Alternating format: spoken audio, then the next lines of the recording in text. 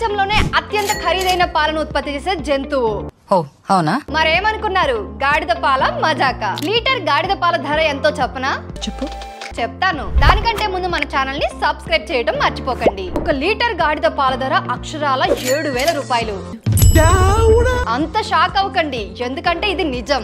ఒక్కో గాడిద రోజుకు లీటర్ నుండి లీటర్న్నర పాలను ఇస్తుంది. అయితే గాడిద పాలతో తయారు చేసే జున్నును పూలే అని పిలుస్తారు. అయితే భారతదేశంలో ఫుడ్ ఐటమ్స్ లిస్ట్ లో గాడిద పాలు ఉండవు, కానీ ఇతర దేశాల్లో మాత్రం తల్లి పాలకు బదులుగా గాడిద పాలను పిల్లలకు ఇస్తారు.